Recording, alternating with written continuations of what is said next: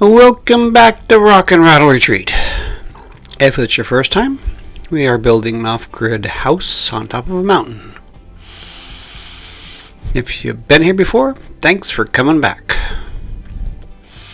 Last we've seen here, we put up some drywall.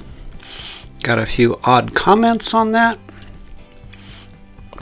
Somebody called me some names, had to report them. Please don't call me names.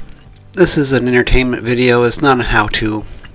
So we put up this drywall, and I'm going to go over the comments. I'm not going over the comments that were given, but the reason we put up the drywall, this drywall and the drywall on the other garage, yes, there's another garage, that one, was we wanted to put some insulation in between the studs before we get drywallers up here to put in the rest of the drywall. We also went and drywalled around the laundry area so that we could put some insulation around that, soundproofing basically. So the laundry area is in here, bathroom's on the other side, and on the other side of that is the closet. So we got most of the drywall up on this side, in the bathroom side. On the left there's some drywall that it leads out to the kitchen and the great room. So what we really wanted to do is put some insulation in the walls. You can't really put insulation in unless you put, something so it doesn't fall out, like drywall. We chose some rock wool insulation, and we had some walls that were 24-inch on center. Not pro tip, but tip. If you're doing 24-inch on centers, of course they're not load bearing. That's not 24 inches on center, that's 16. Either do them all that way or don't do any of them that way, because you just got a few of them. Trying to get rock wool for 24-inch on center is sort of a pain. Lowe's has a minimum order, Home Depot has a minimum order, and you have to order it. They don't stock it. So you have to actually cut it to fit anything lower than the 24 on center. But it does fit very nicely in the 24 on center. So there is a lot of cutting to get it in that cavity. And we don't move extremely fast, so if we had drywallers come in, they would have drywalled it and had been empty cavity by the time we got around to trying to insulate it. Here's a 24-inch piece going in. I mean, by themselves in a 24-inch cavity, it works pretty good. No cutting, just put it in. And it goes a lot faster. There's still some cutting because not all of them are 24 on center. You got the end piece down there on the left, and you got the piece where the door was.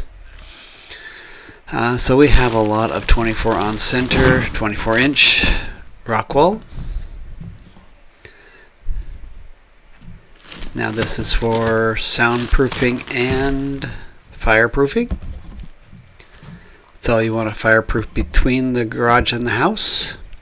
We just happen to have two sets of garages, one on either end of the house. If you don't know about that, check out some earlier videos.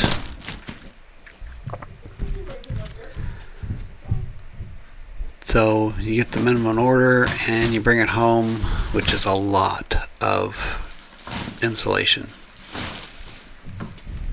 Open her up. Also, don't cut open the ends, kind of just pull them apart on the ends of this. The centerpiece you do have to cut because it is a solid piece of plastic up there on all four sides, but the ends, they kind of are not solid plastic. This stuff is pretty durable, so it's not like fiberglass insulation. I think fiberglass is a little more wishy-washy. And since it is a little more durable, you have to cut it with a specific, what they call a knife or cutter. So measuring how wide your cavity is and then coming back and then cutting that with this nice little cutter,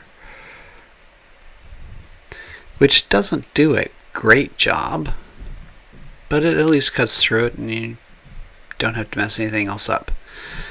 Because according to what it's saying, it's actually made out of a rock. I don't know how they do it. So it's probably going to mess that cutter up by the time we're all done.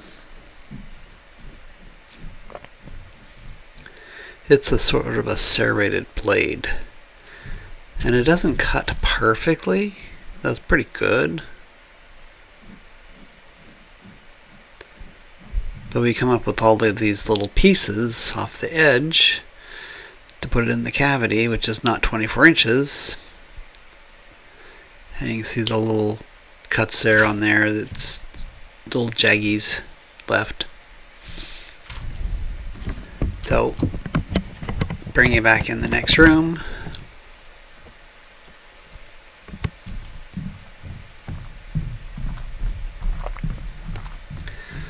The other thing is Rockwell is a bit stiffer, so we have to plan for that. So when you put it in a wall with electrical, you got a box. At least I have about 2 boxes in this and 2 lines going across. So you actually have to cut out for the box itself, because it really won't smash down far enough to smash around that box.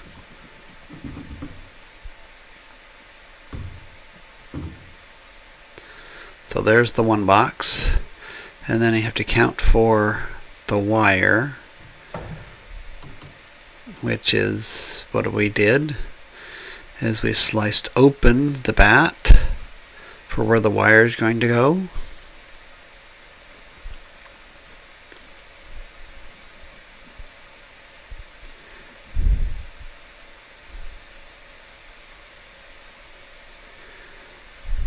And we did all the slicing before we put it in. So that's for that wire, and then there's another wire down there. And another box. So we cut the little area out for the box.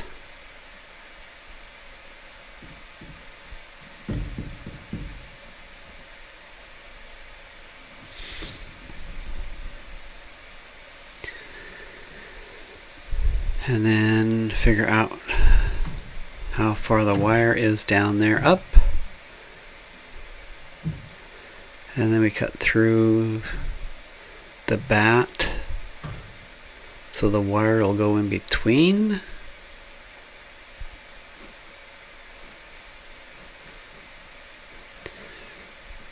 So we did this for soundproofing and fireproofing. The dryer will be a propane dryer, so there will be fire in that area. And then the garages, well, they have cars and other things we're doing in there that could have fire. Gas, oil, that kind of thing. So we want to make sure that if something did happen in one of those garages, we have some time to get out. Granted, you're looking at this for entertainment purposes only. This is how we did it, not how you're supposed to do it.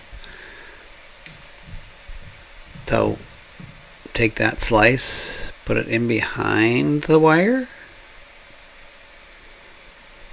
So don't give me all these comments of like, you are a dumb blah. You're not supposed to do it that way. Well, that's the way we did it. And if you use curse words at me, you get reported.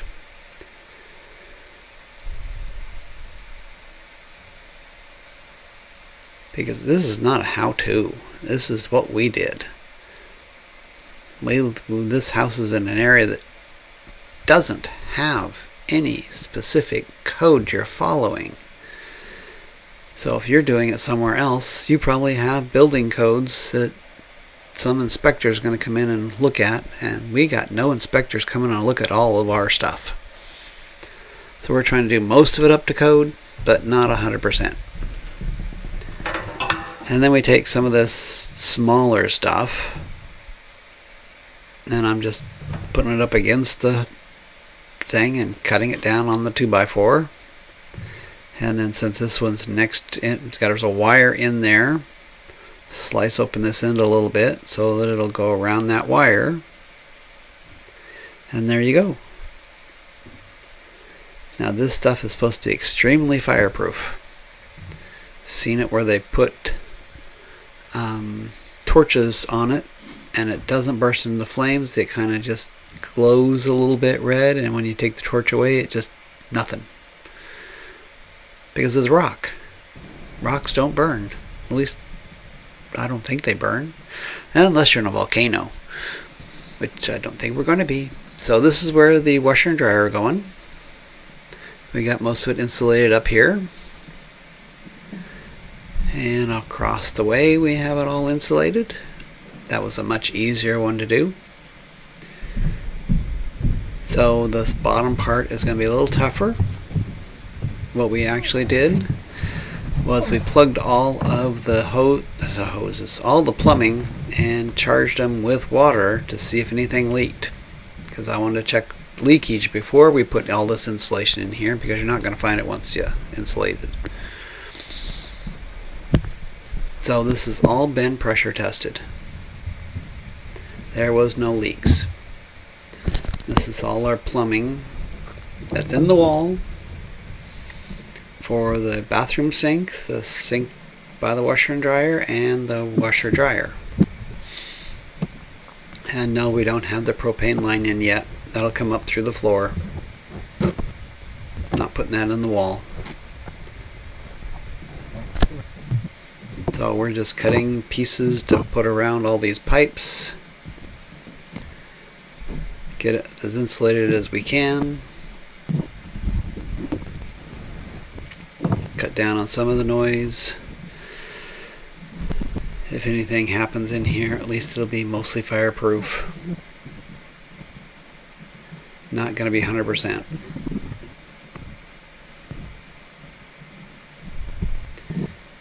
And all the plumbers out there that are looking at this, no, it's not up to code. And can you pick out what's not to code? On the left, that is actually our air vent.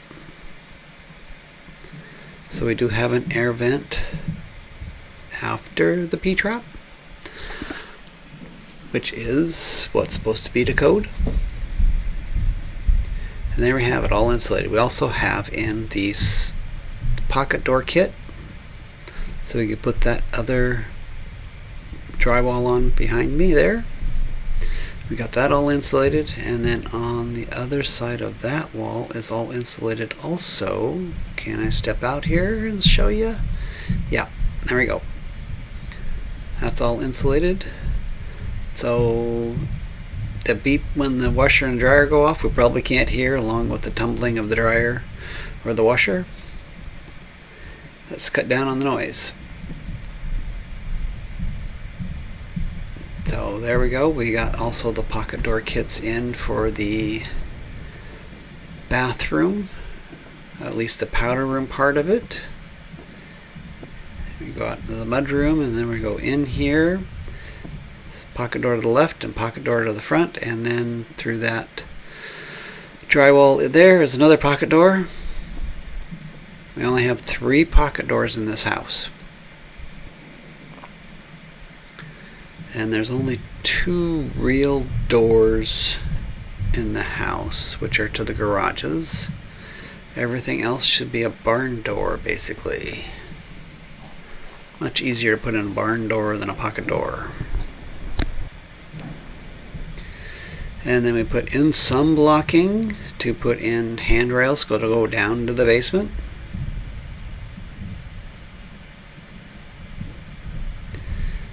Between 34 and 39 inches handrails, and all that blocking does cover that.